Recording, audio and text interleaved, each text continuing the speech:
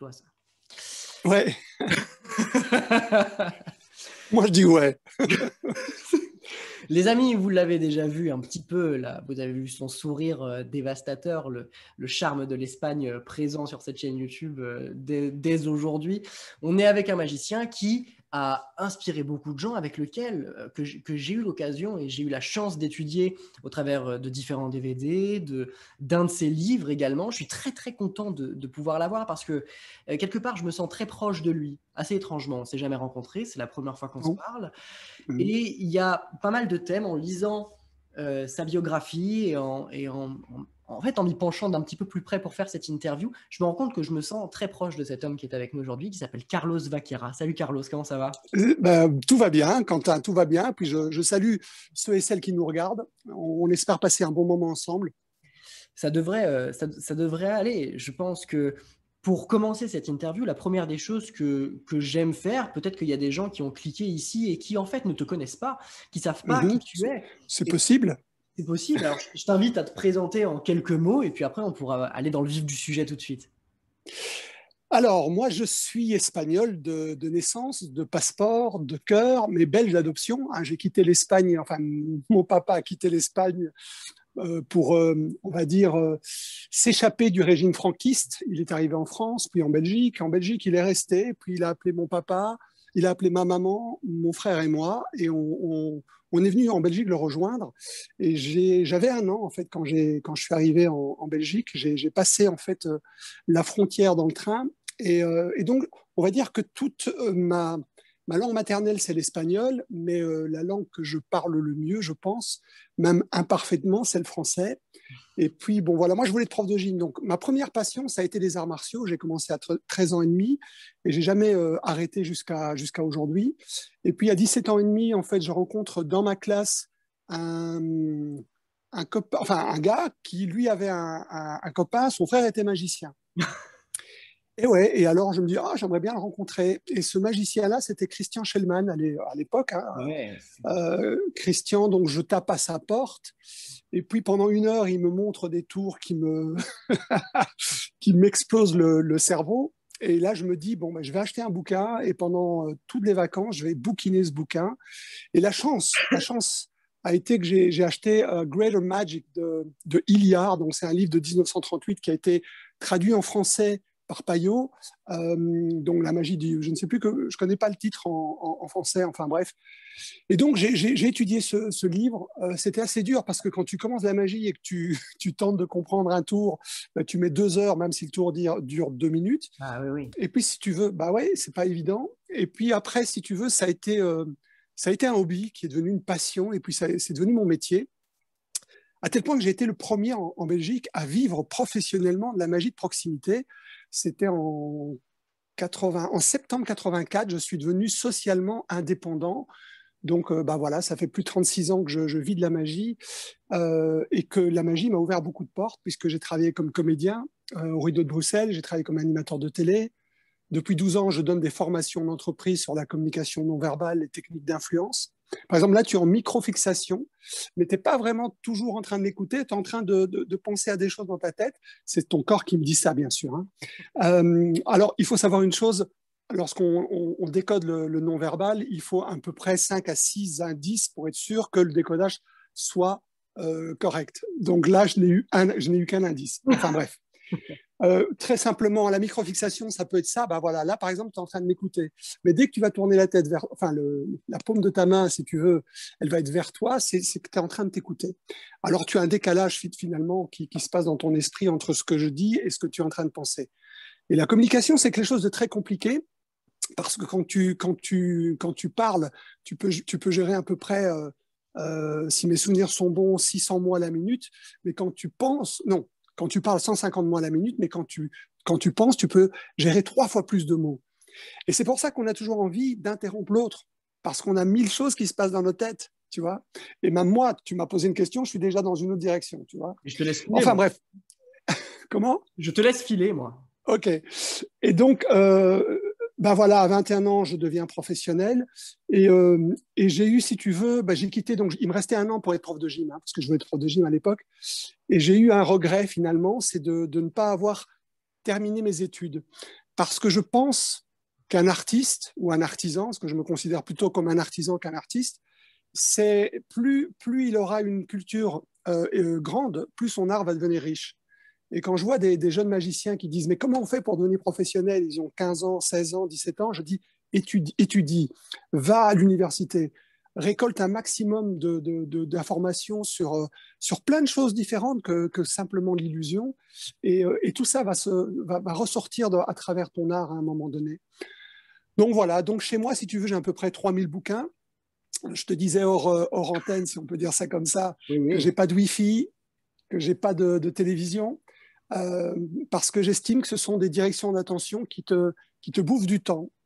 Et comme je suis auteur aussi, hein, j'ai publié déjà 11 livres, pas simplement sur la magie, hein, parfois philosophiques et des romans, etc. Bah, ça me permet de lire, d'écrire, d'étudier, de pratiquer. Voilà en bref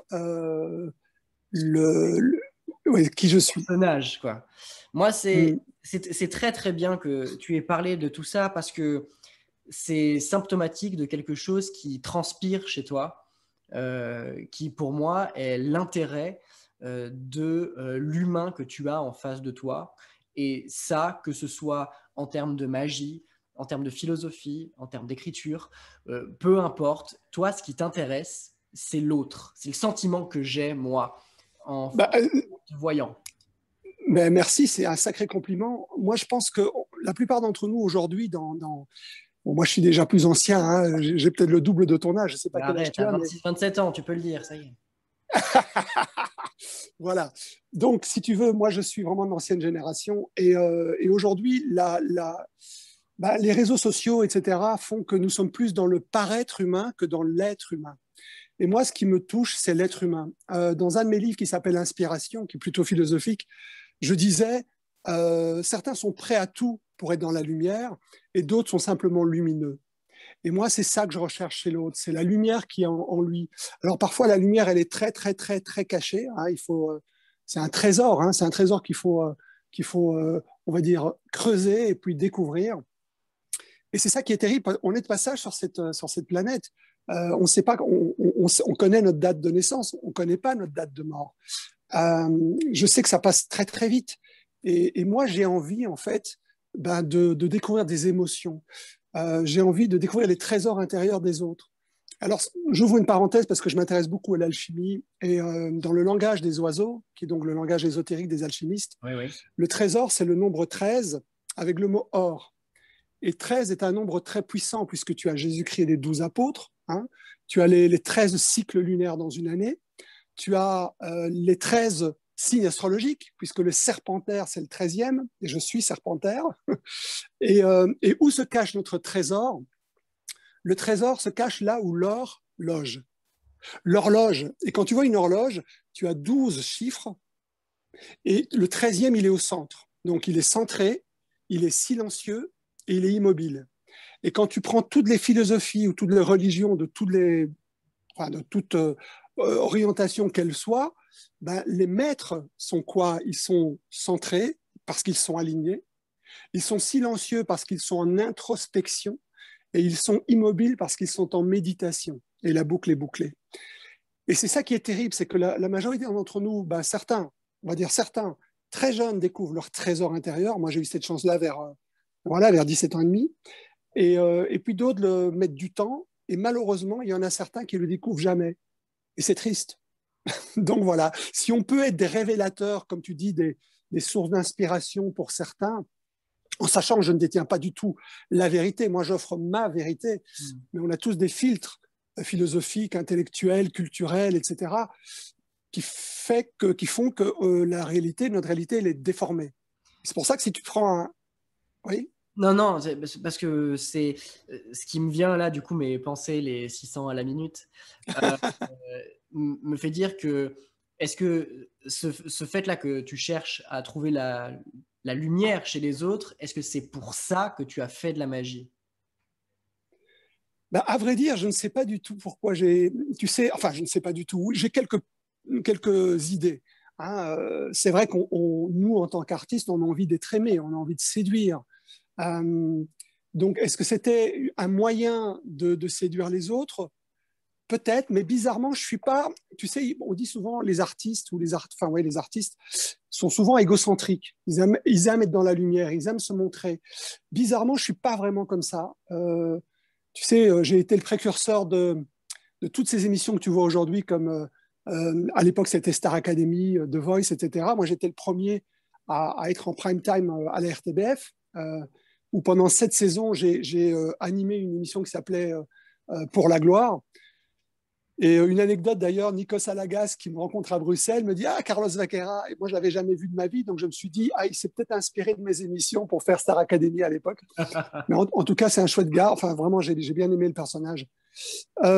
Et donc, quand j'étais dans cette émission, je me dis Mais pourquoi je fais ce métier? J'ai pas envie d'être dans la lumière tout le temps. J'ai pas envie. En plus, c'était un rôle très complexe parce que j'avais pas d'oreillette, j'avais pas de prompteur, j'avais pas de fiche. Donc, c'était vraiment un travail de comédien qui jouait le rôle d'un animateur, si tu veux, en sachant que je faisais 5 émissions par jour et donc je devais mémoriser tous les noms de tous les participants, de toutes les chansons, de tous les interprètes. Enfin, c'était vraiment une galère. Et donc, je me suis vraiment posé la question, mais pourquoi je suis là? Qu'est-ce que je fais? Parce que j'ai eu aussi des soucis avec la gestion du stress, hein, tu sais, à un moment donné. J'explique ça dans un de mes livres, Le Passeur d'illusions, d'ailleurs, sur le track. Donc, je ne sais pas, je pense que se comprendre soi-même, c'est assez compliqué parce que je pense qu'on met toute une vie à savoir qu'on ne sait pas. Ah, c'est le travail d'une vie, c'est le travail d'une vie. Voilà. En revanche, moi, ce que j'ai toujours recherché, c'est d'être moi-même. C'est pas d'être quelqu'un d'autre. C'est déjà tellement compliqué d'être soi-même. Pourquoi vouloir être quelqu'un d'autre? Donc, quand je vois des gens qui copient un tel, et je crois que c'est aussi révélateur de ce qu'on voit aujourd'hui, je trouve que la nouvelle génération de magiciens a un doigté incroyable, a une technicité incroyable, mais c'est souvent une coquille sans rien à l'intérieur en réalité, parce qu'il n'y a pas de culture derrière. Et souvent, c'est la copie la copie d'une copie. Pourquoi? Parce qu'ils ont étudié non pas avec les livres qui te permettent de développer l'imaginaire, ils ont étudié avec quelqu'un qui leur montre quelque chose. Et donc, eux, ils reproduisent ce qu'ils voient au lieu de développer leur propre personnalité. Enfin bon, c'est un sujet vaste. Hein. Ça, c'est un sujet qui est très vaste. Cependant, c'est un sujet que j'aime aborder dans les différentes interviews parce que je crois effectivement que, et c'est la tendance du réseau social, c'est le format du réseau social qui amène ça, cette chose-là de devoir montrer quelque chose, mais de surtout devoir le montrer rapidement pour que ce soit efficace et devoir en plus avoir tendance à faire des choses qui sont plutôt visuelles pour que ça marche mieux sur le réseau social en question. C'est vrai que on perd au fur et à mesure ce qu'on pourrait appeler cette émotion magique qui tient très à cœur toute l'école espagnole de manière générale. Moi, c'est un sentiment que j'ai très fort. J'aime d'amour l'école espagnole et toi encore plus, c'est certain. Mais c'est vrai qu'on a tendance à perdre ça malgré le fait que tous les regards aujourd'hui sont quasiment tous tournés vers l'école espagnole. C'est très à la mode, l'école espagnole. Alors, il y a une espèce de dichotomie qui se passe à cet endroit-là. J'ai cette sensation-là entre ce paraître du réseau social, du tour visuel en 30 secondes, et de l'école espagnole, et de toute l'émotion magique, de toute la poésie qu'on essaye d'y amener. Je ne sais pas si toi, tu le vis comme ça, si tu as le même regard que moi là-dessus. Bah, moi, j'ai été, si tu veux, ma première révélation, c'était la magie d'Ascanio. Hein. Donc, c'était tous les écrits théoriques que j'avais en version originale, bien sûr, même dédicacés par mon papa spirituel, puisque j'ai eu la chance d'être un de ses fils spirituels à Ascanio. Donc, moi, ça a été, quand j'ai découvert ces écrits, ça a été une révolution intérieure. Mais c'est vrai que c'est assez complexe parce que je vais te donner un exemple. Du temps j'ai fait deux années, j'ai eu un talk show quotidien qui s'appelait La Bande à Carlos et Carlos et les autres. Et je me souviens d'avoir reçu Henri Verneuil. Henri Verneuil, pour l'ancienne génération, c'était un grand réalisateur qui avait tourné plein de films avec Belmondo. Et ce type, si tu veux, c'était pas un technicien en tant qu'orateur, mais tu aurais pu l'écouter pendant 18 heures sans voir le temps passer. Je me souviens que j'avais fait une conférence c'était à Saint-Tropez avec Olivier de Kersauzon. Et Olivier de Kersauzon, c'était pareil. C'était quelqu'un qui n'avait pas la technique de l'orateur, mais tu pouvais l'écouter pendant des heures. Et quand j'ai été juré d'une émission qui s'appelle Belgium's Got Talent, qui est un peu la version belge de Incroyable Talent, parce que j'étais le premier magicien à être membre du jury, je me souviens d'avoir vu des artistes, ou en tout cas des artistes en devenir, techniquement très très bons, mais il n'y avait rien. Puis j'ai vu des gens qui étaient techniquement pas fantastiques, mais ils étaient vrais, ils étaient justes. Et c'est ça qu'il faut retrouver, je pense, c'est cette justesse. Je vais te parler d'une anecdote. Mon premier seul en scène s'appelait Démons et Merveilles. Et je faisais une tournée de 13 dates dans les plus grands théâtres en Belgique. J'avais un producteur à l'époque, c'était plus facile. Et donc, j'ai filmé mon premier passage, si tu veux, ma première fois sur scène. Puis, je me suis filmé à la 13e fois, tu vois. Et moi, je me sentais super bien à au 13e spectacle que j'avais joué. T'es rodé, quoi. J'étais rodé et je me sentais super bien. Et puis j'ai regardé la première captation et la dernière. J'étais devenu un peu à l'américaine, tu vois, où je faisais tout était agrandi par 10. Tu vois, j'en faisais trop. J'avais perdu cette authenticité, cette justesse que j'avais. Et c'est ça qui est difficile. Je pense que ce qui nous manque à nous, personnellement, que ce soit un chanteur, un comédien, que ce soit un magicien, c'est le sens de l'émerveillement. C'est-à-dire avoir cette sensation qu'on va faire ça pour la première et dernière fois, avoir cette sensation qu'on va exprimer nos vérités, nos effets, nos routines, nos sketchs, comme si c'était la première fois qu'on le faisait. J'ai une autre anecdote qui m'a touché, c'est pour ça que j'en parle. J'ai joué pendant 26 jours dans un café-théâtre qui s'appelle le Fou Rire à Bruxelles. Et une des serveuses est venue à la fin, elle me dit, mais Carlos, c'est dingue, moi j'ai l'impression que chaque fois que tu es sur scène, tu inventes le texte pour nous, comme si c'était la première fois. Et moi, ça, c'était le plus beau compliment que je pouvais recevoir. Alors, je ne suis pas sûr qu'elle dise la vérité, parce qu'il est évident qu'on ne peut pas être tous les jours aussi vrai, mais c'est ça qu'il faut chercher. C'est ça qu'il faut chercher, mais c'est compliqué. Vendredi passé, j'ai fait un spectacle virtuel pour les clés du succès, en fait. Et je ne me suis pas vu, hein, donc j'ai pas pu regarder ce que j'ai fait. Forcément, entre ce qu'on est, ce qu'on transmet, ce que les autres reçoivent, il y a déjà 3 différences, tu vois. Ouais. Mais je me suis rendu compte que j'en avais fait beaucoup trop. Je l'avais fait à l'américaine, pour une question de rythme, parce que j'ai pas un vrai public devant moi, donc je surjouais, si tu veux. Mais je suis pas sûr que ce soit que j'ai été bon. Tu vois ce que je veux dire? Je vois ce que tu veux dire. Moi, ça m'interroge, ces spectacles, le type de spectacle virtuel. Si je la fais très courte, moi, à la base, je suis magicien professionnel. Et avec le Covid, ben, évidemment, il faut s'adapter d'une manière ou d'une autre, de manière évidente. Et j'ai fait le choix de ne pas faire de spectacle en virtuel parce que ça ne m'attire pas et que je suis parti du principe que tout à la base, dans mon cœur, c'était pas pour ça que j'avais fait ça. Et j'ai préféré véhiculer en relançant cette chaîne YouTube, en étant là. Et je prends vraiment beaucoup de plaisir à entretenir ça. Est-ce que toi, à la base, pourquoi tu as décidé de faire un spectacle virtuel? Est-ce que c'est une demande? Est-ce que tu t'es dit, j'ai envie de tenter l'expérience? Est-ce que toi, tu t'es senti, par rapport à ce que tu aimes faire, je ne dis pas que c'est impossible de le faire en virtuel, c'est pas ça, mais est-ce que tu t'es dit, ah, je fais peut-être une petite entorse à ce que j'aime pour essayer autre chose? Comment est-ce que tu as abordé ça? Alors, pour moi, il y a eu 2 moteurs, hein. Moi, j'aime me mettre en difficulté. J'aime les peurs. Tu vois, j'aime dominer les peurs parce que pour moi, derrière chaque peur se cache un désir. Si tu dis à ton amoureuse, j'ai peur de te perdre, parce que c'est derrière, tu as le désir de faire ta vie avec elle.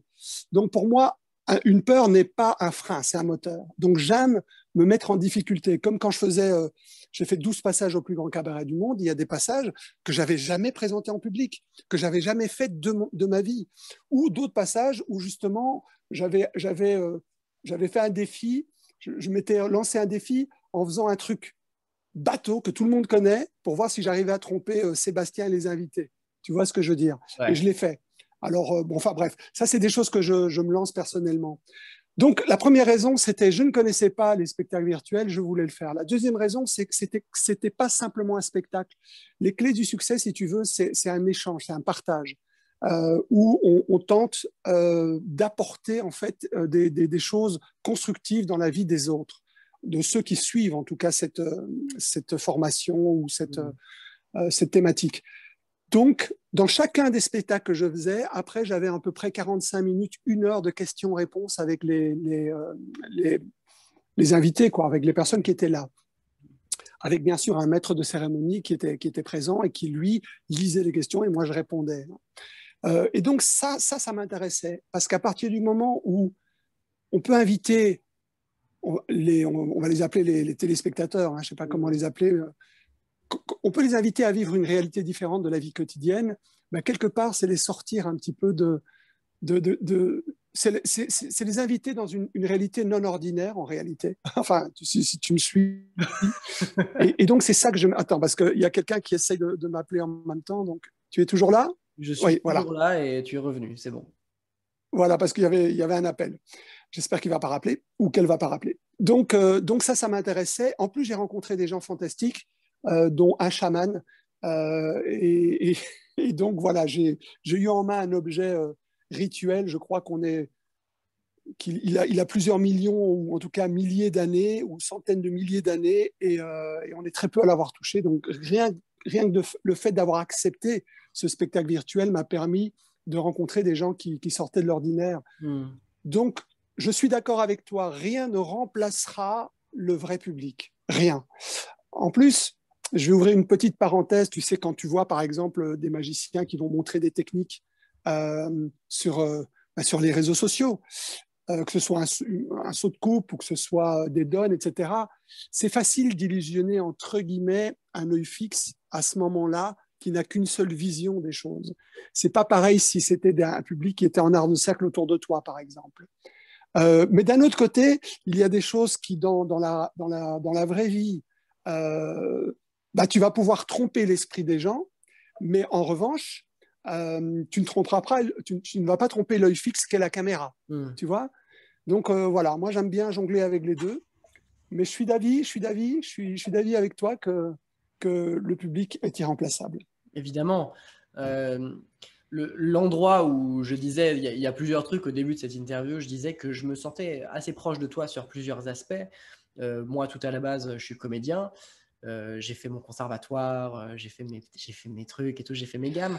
Donc tu n'as pas été formé, tu as été déformé alors. Ah, peut-être bien, peut-être.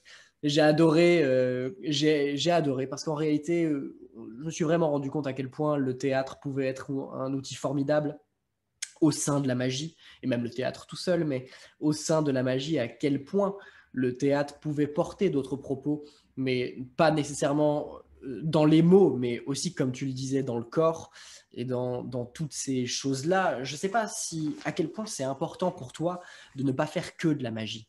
Parce qu'évidemment, Ah, tu moi, fais... je serais incapable de faire que de la magie.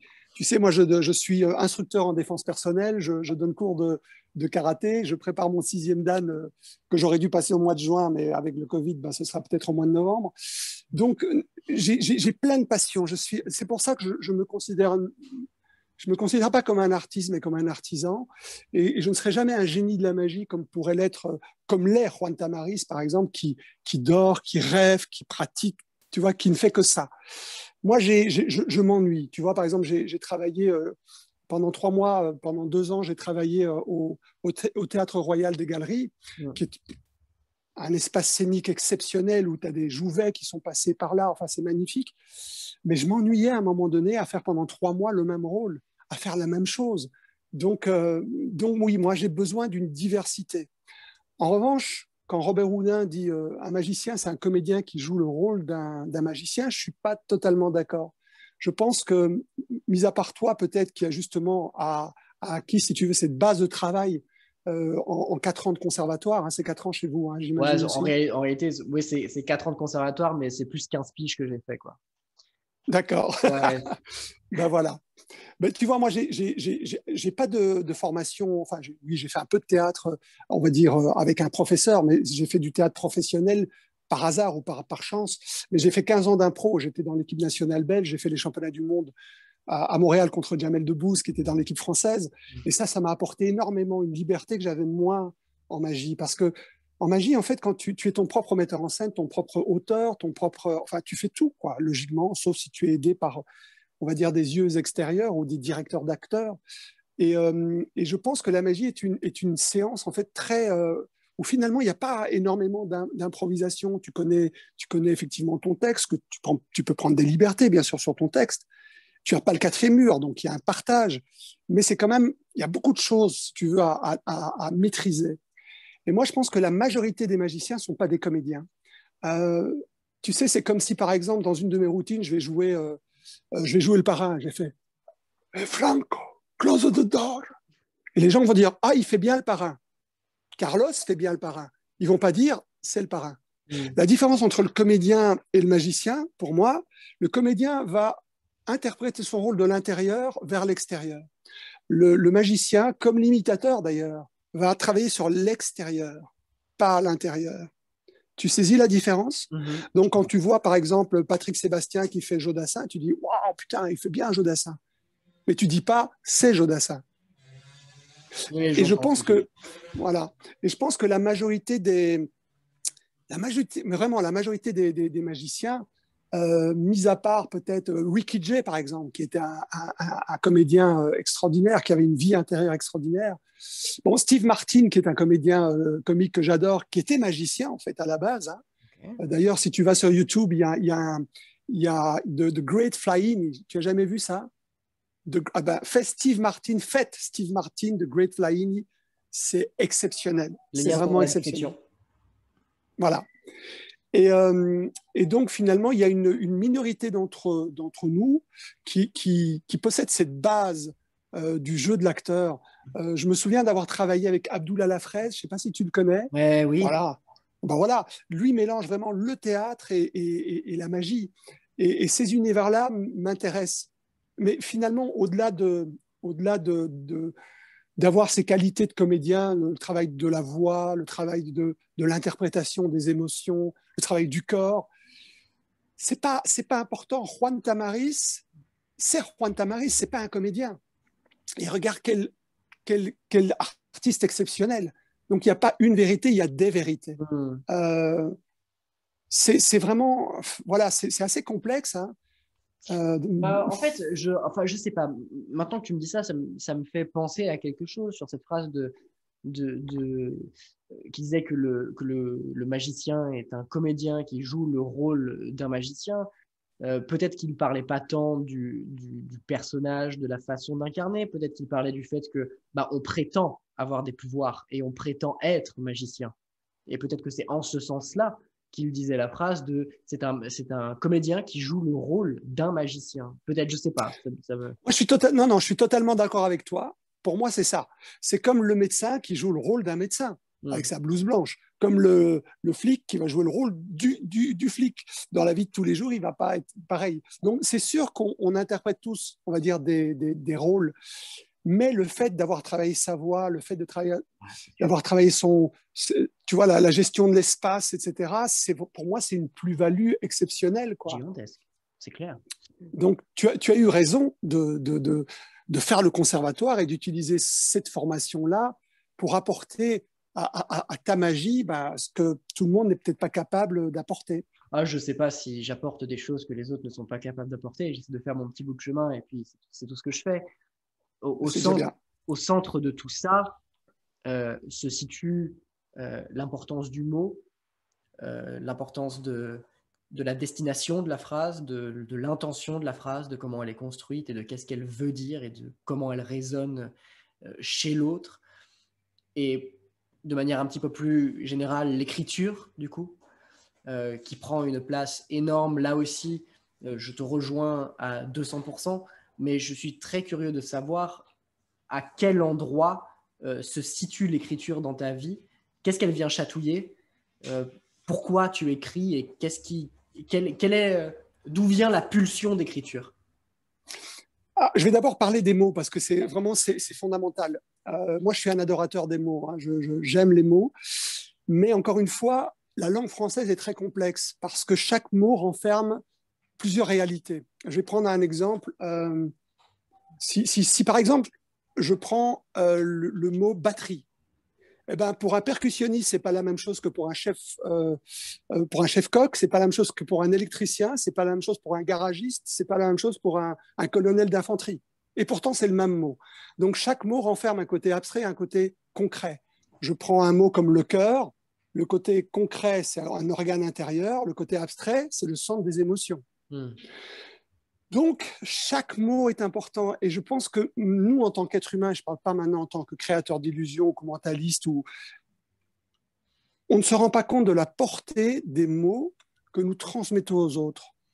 Même nous-mêmes, hein, si tous les jours on se réveille le matin en disant oh, tiens, je suis crevé, je suis pas bien, tous les jours on est en train de se faire des inductions. Si on prend la méthode Coué qui disait tous les jours à tous les points de vue, je vais de mieux en mieux, c'est ça qu'il faut faire. On peut s'induire des choses, ce sont des inductions qui peuvent être positives ou négatives. Quand on entend quelqu'un parler, on a accès à son monde intérieur. Et c'est vrai que moi, je suis de plus en plus dans le mentalisme. C'est vrai que dans le mentalisme, je tente de trouver en fait des inductions où je vais communiquer avec l'inconscient de la personne de manière verbale et non verbale, sans que le conscient en ait vraiment voilà. Et conscience, c'est un peu, voilà. J'aurais écrit ça, j'aurais pas écrit ça comme ça. Bah ouais. Donc c'est ce que je tente de faire, mais c'est un travail sans fin. Alors pour moi, les mots sont vraiment fondamentaux quoi, dans mon existence. Et c'est vrai que quand j'ai écrit 4 seuls en scène, et c'est vrai que quand j'écris, je prends vraiment conscience de la valeur de chaque mot. Mais ensuite, je ne tente pas d'étudier ce texte par cœur. En fait, j'ai tendance, si tu veux, à l'étudier, puis un peu à l'oublier pour le réinventer. Et c'est ça qui me permet de donner l'illusion de transmettre en fait ces mots pour la première fois.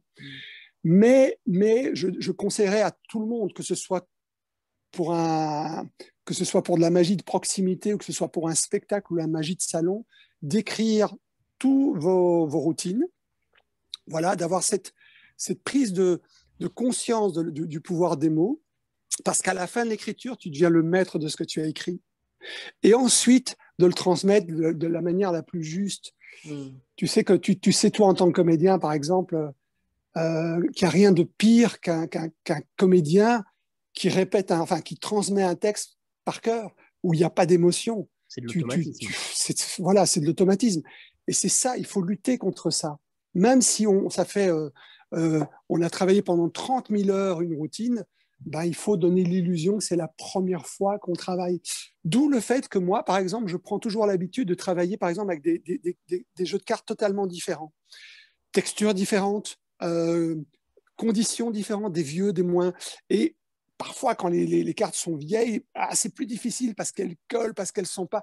C'est pas agréable à travailler, mais ça me permet de prendre conscience de choses que je ne pourrais peut-être pas prendre conscience si le jeu était parfait. Ouais, ça je l'entends. Et du coup, l'écriture, parce que tu n'as pas écrit que de la magie, tu as écrit de la philosophie, tu as écrit des romans, tu l'as dit aussi. Alors ça, j'étais pas au courant. Mais raconte-moi alors. Alors, ça revient. Pourquoi est-ce que j'écris? Pourquoi est-ce que je donne des formations d'entreprise? Pourquoi je donne des conférences spectacles? Pourquoi je fais du spectacle? C'est tout simplement parce que mon moteur, mon trésor intérieur, c'est de faire du bien. Alors, je ne sais pas si on va considérer ça comme quelque chose de prétentieux, mais j'ai envie de faire du bien autour de moi. Et à partir du moment où je me rends compte que dans mes spectacles, par exemple, ce n'est pas que du divertissement, c'est aussi un enseignement que tout le monde ne va pas comprendre, hein, parce que tu sais bien qu'il y a différents, on va dire, tiroirs qu'on peut ouvrir. Voilà. Et mais quand je suis pas dans un restaurant, enfin à l'époque, et que quelqu'un venait et me disait, Monsieur Vaquera, merci, vous nous faites du bien. Moi, j'étais l'homme le plus heureux du monde. C'est ça, en fait. Moi, sincèrement, je m'en fous qu'on dise Carlos, c'est le meilleur magicien. Non, d'ailleurs, je ne suis pas le meilleur magicien, mais je m'en fous. Mais les gens qui me disent oh, vous m'avez fait pleurer ou vous m'avez fait méditer sur ma propre existence, que ce soit dans mes spectacles, dans mes écrits, c'est ce qui m'importe le plus, en fait. C'est de mettre une graine de sagesse dans l'esprit de chacun de mes lecteurs ou de mes lectrices, parce que j'ai plus de lectrices que de lecteurs, et dans chacun de mes spectateurs ou spectatrices. C'est ça que j'ai envie. Moi, j'ai découvert je connaissais ton nom depuis un moment sans réellement m'intéresser. Et puis, moi, j'ai commencé à apprendre la magie. Alors là, c'est le moment où tu risques de te prendre un petit coup de vieux. Ce sont des choses qui arrivent. J'ai commencé la magie avec l'encyclopédie des techniques et routines de cartes de ton ami Jean-Pierre Valarino, qu'on salue, qu'on a eu en interview sur cette chaîne et qui nous a accordé beaucoup de bienveillance lui aussi. C'est plus qu'un ami, c'est mon frère. Hein. C'est un frère. C'est un frère. Et Jean-Pierre a fait une série de DVD que je trouve personnellement incroyable, que je vous invite à acheter, qui s'appelle les Inspirations. Il a fait l'inspiration Marlowe avec Bébel, il a fait l'inspiration Vernon avec Régis Claudet, et il a fait l'inspiration Ascanio avec votre serviteur qui est en face de vous ici même. Et c'est par là que moi j'ai commencé à découvrir déjà ta personnalité, ta façon de voir la magie, qui au début me paraissait, je me disais, mais c'est bizarre quand même, j'avais pas l'habitude. C'est comme un contact qu'on n'a pas l'habitude d'avoir et qu'on apprend à apprivoiser en le consommant de plus en plus, quoi. Et c'est vraiment la sensation que ça m'a fait. Et au fur et à mesure, on en tire que la magie, en fait, n'est pas nécessairement si importante que ça. Et que le plus important est le message et est le bonhomme et est ce qu'on en tire. Et j'ai l'impression que pour toi, la magie, peut-être que je raconte une connerie, hein, mais que la magie est un outil qui te permet de révéler un message à un moment donné. Est-ce que je me trompe? Non, mais je suis très, c'est très touchant tout ce que tu dis parce que c'est exactement ça. Pour moi, c'est juste un outil ou un prétexte à transmettre des vérités, en transmettre mes vérités, à faire réfléchir les gens. Et c'est vraiment comme ça que je le perçois. Et c'est vrai que mon dernier spectacle, qui s'appelle Rien, qui est un spectacle où je fais 1h45 en mentalisme, mais sans rien, c'est-à-dire j'ai un espace vide, j'ai pas de musique, j'ai juste un plein feu, j'ai un micro. Et tout ce que je vais faire, c'est soit dans mes poches, soit dans les poches des spectateurs ou dans la tête des spectateurs. Et je crois, donc ça c'est mon 4e seul en scène, et je crois que je suis arrivé enfin, je suis arrivé à faire ce que j'avais envie de faire, c'est-à-dire de transmettre, de toucher les gens. Et c'est les retours que j'en ai, en fait. Donc oui, c'est ça. Pour moi, c'est ça. Depuis, par exemple, 6 ans, dans une école à Namur, tous les rhétoriciens sont obligés de lire mes 3 livres. Donc j'ai une trilogie qui s'appelle Inspiration, Expiration et Aspiration. Et je suis à un examen en philosophie chez eux. Et je vais 2 fois par an donner une conférence sur mes propres livres avec des questions-réponses avec ces gars ces filles qui ont 17-18 ans, quoi. Donc c'est génial, quelle chance quelle chance d'avoir eu un professeur de religion qui est tombé par hasard sur mon livre, qu'il a lu en un jour. Le premier, c'était Inspiration, qui dit « je vais en acheter 5 pour les offrir », qui en a parlé à son directeur, et depuis lors, voilà, je suis une sorte de best-seller en Belgique parce que j'en ai vendu quelques milliers d'exemplaires. Ça fait son chemin, en tout cas. C'est sûr qu'on a eu l'occasion, alors au moment où on tourne cette interview, ce n'est pas encore sorti, mais j'ai eu l'occasion d'interviewer quelques personnes avec lesquelles tu es ami, ou du moins avec lesquelles tu es en connaissance, notamment quelqu'un que tu connais bien, qui est un jeune breton qui s'appelle Méven Dumontier, que j'adore. Voilà, c'est un génie, c'est un talent extraordinaire. Et comme tu dis, jeune, mais quelle maturité, maturité artistique, maturité de présentation. Voilà par exemple quelqu'un qui n'a jamais fait de théâtre, mais c'est sa personnalité. À la limite, moi, je m'en foutrais. Il pourrait faire ce qu'il voudrait, je serais heureux de le voir. Tu vois ce que je veux dire? Bon, sauf que sa technicité et puis sa créativité est vraiment à un niveau assez exceptionnel. Et il n'a que 23 ou 24 ans. Non, il a 26 ans. 26. 26, bon, voilà. Il commence à se faire vieux. Qu'est-ce que vous voulez que je vous dise? C'est le début de la fin pour lui, Méven, mon pauvre Méven. Bah, ouais. Parce que je sais que tu vas la regarder, celle-là. C'est le début de la fin pour toi, mon vieux. Qu'est-ce que je te dise? On va se voir la première fois, tu vas voir un entier. Mais ce qui est bien avec la fin, c'est qu'il y a un autre début. Tu vois, c'est comme quand moi j'ai commencé la magie, je voyais une maison tout au loin, là, tu vois. Et je dis, le jour où je suis dans cette maison, je serai quelqu'un. Puis un jour, j'étais dans cette maison, puis j'ai ouvert une autre porte et j'ai vu qu'il y avait un paysage encore plus grand de l'autre côté. Et c'est sans fin. Et vraiment, ouais, j'ai vraiment beaucoup de bonheur d'avoir fait la rencontre de Maven grâce à Jocelyn, qui est aussi un Breton, je crois, de Laval, si mes souvenirs sont bons, avec qui je reste en contact aussi. Et, et oui, oui, oui, pour moi, tous ces gens-là, c'est des sources d'inspiration. Hein. Maven est une source d'inspiration. Jean-Pierre, je le considère vraiment comme un maître.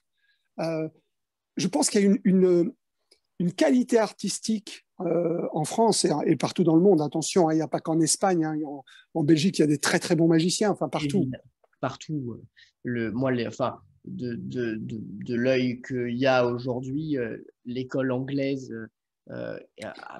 l'école anglaise est incroyable dans ce qu'elle amène, qui est extrêmement. Est-ce que tu connais un magicien anglais qui était de ma génération, qui s'appelle Chris Power?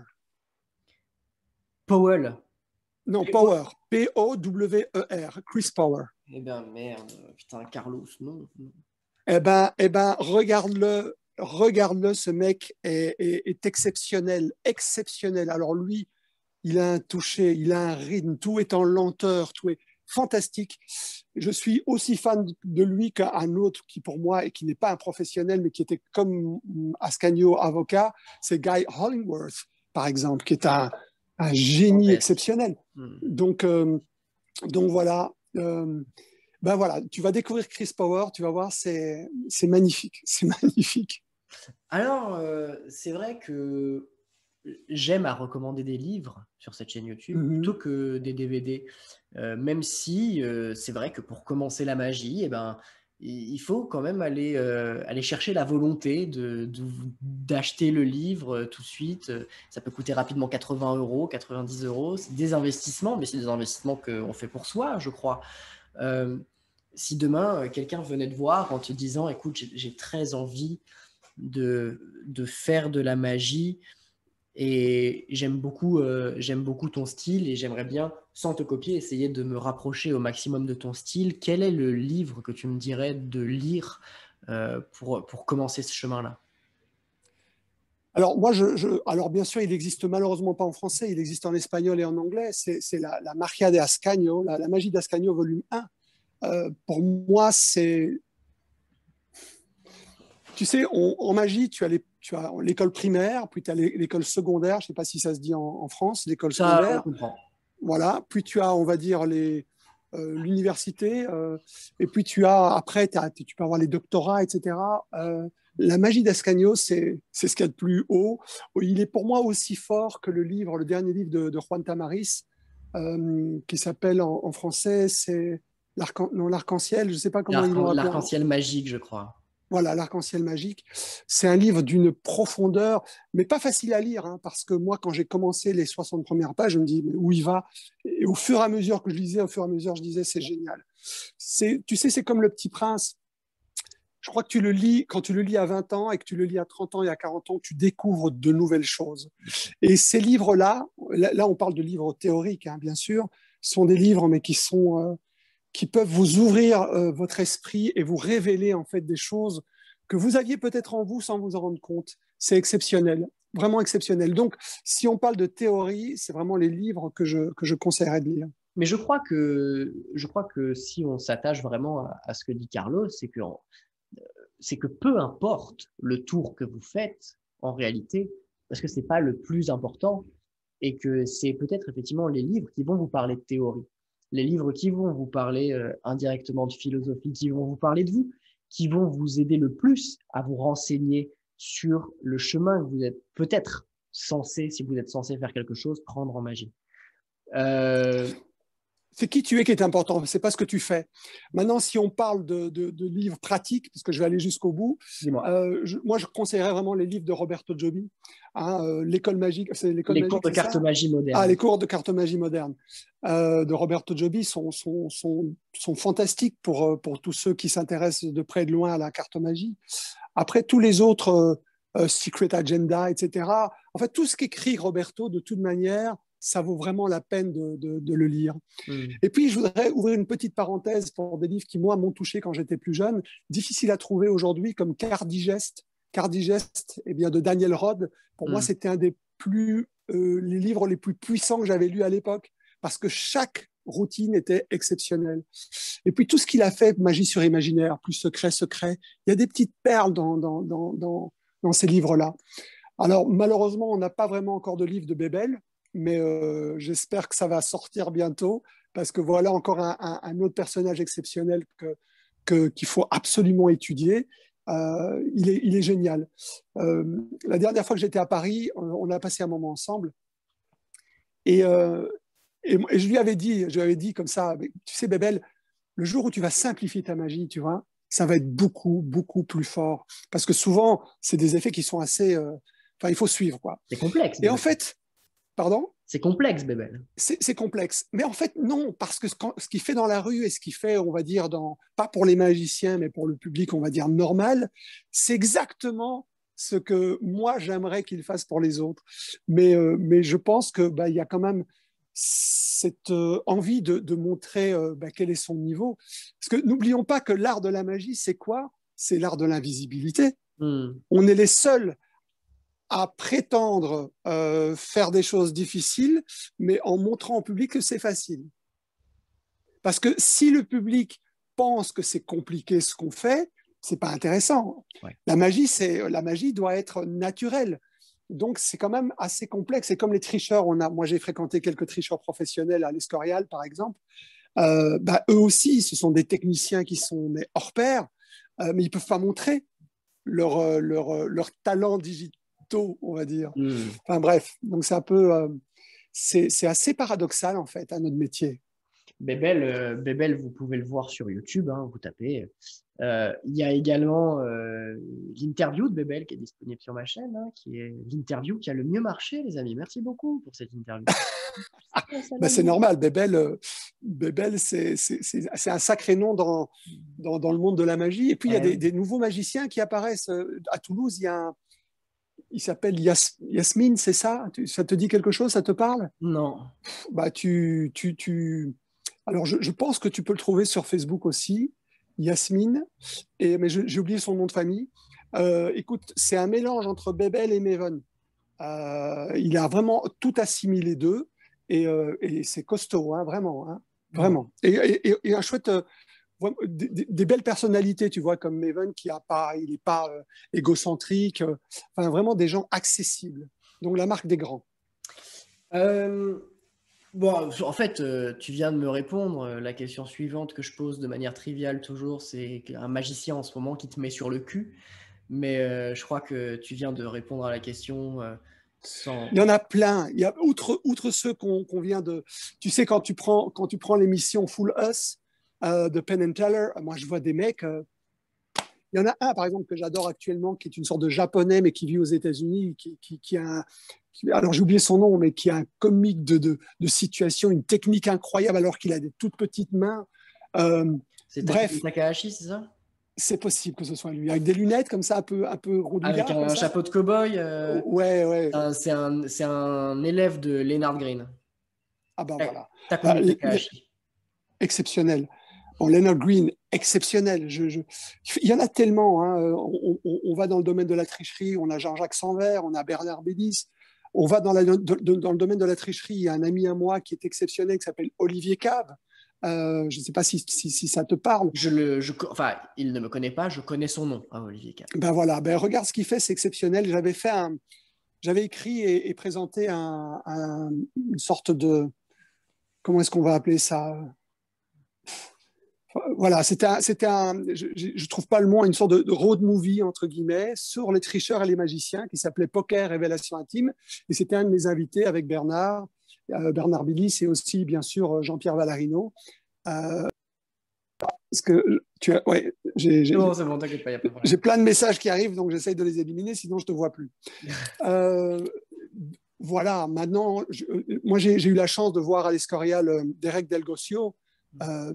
Alors lui, pour moi, il a tout. Il a la présence, la technique, la présentation, c'est exceptionnel. Je pense que dans chaque pays du monde, moi j'ai eu la chance de partir au Japon à l'époque avec David Williamson. Voilà encore un génie de la magie. Il y en a tellement en fait, tellement qui sont exceptionnels que ils peuvent t'apporter, t'inspirer. Mais l'inspiration n'est pas copier l'autre, hein, c'est s'inspirer. Moi, je me souviens, j'ai eu la chance, quand j'ai gagné Ron Macmillan, qu'on considérait comme le championnat d'Europe de magie de magie de proximité. En 88, j'étais invité à la BBC dans The Paul Daniels Magic Show, qui était on va dire, l'émission précurseur du plus grand cabaret du monde. Et il y avait un magicien, tu sais, qui a fait la main dans Addams Family. Maintenant, oui. J'ai oublié son nom, mais enfin bref. Et il fait une routine de journal déchiré et reconstitué, mais avec des notes de musique. Okay. Ça te parle, ça? Non, ça me dit Écoute, rien. J'ai vu ça, j'ai dit, mais ça, c'est pour moi. C'est exact. Mais non, je peux pas. C'est de lui.